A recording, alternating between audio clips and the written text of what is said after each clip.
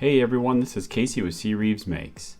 This year I've been trying to step out of the normal woodworking routine and into some new grounds as far as maker platforms. I recently acquired a laser engraver and just recently also picked up this LK5 Pro by Longer. This is a 3D printer.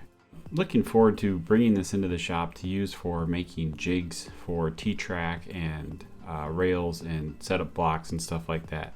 So small scale jig and fixturing type devices, maybe some dust collection components, but really just looking to add an ability to the shop that I haven't had before in a quick and kind of non-observing fashion. I could have something printing offline or in the background or overnight even, and be able to continue doing the woodworking and furniture building and stuff that I'm doing currently.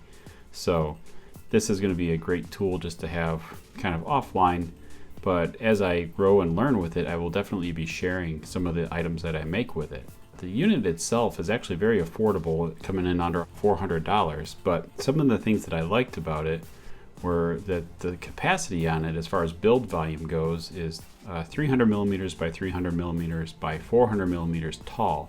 So I could do some fairly large prints in this printer. So looking forward to that, as well as it's very easy to use. It's only about a half an hour to build. It comes with an SD card that is already preloaded with some test pieces. It comes with a very small amount of PLA filament, so I did order a spool off of Amazon. You see it has a nice touchscreen display, which is very easy to use.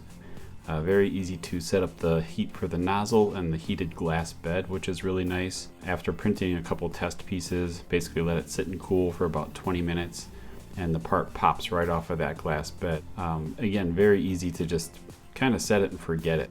I'm looking forward to possibly grabbing Fusion 360 and working with that. I have a lot of experience using SolidWorks in my background, so hopefully the transition into Fusion 360 is an easy one.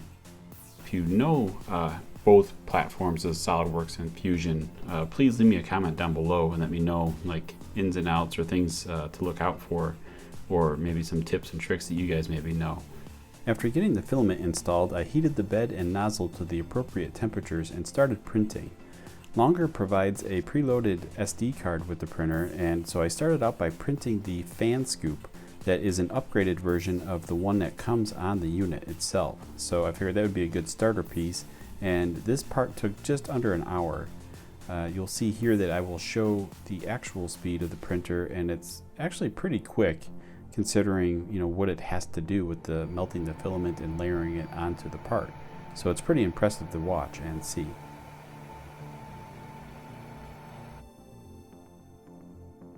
I'm really excited to start printing my own pieces with this printer just because the build quality of this print is really nice. I'm really excited to see what I can turn into a usable product for my shop and how it's going to function in the day-to-day woodworking side of my life. So I think this is going to be a great little asset to have in creating some ideas that kind of would just normally happen from scrap wood or plywood or whatever.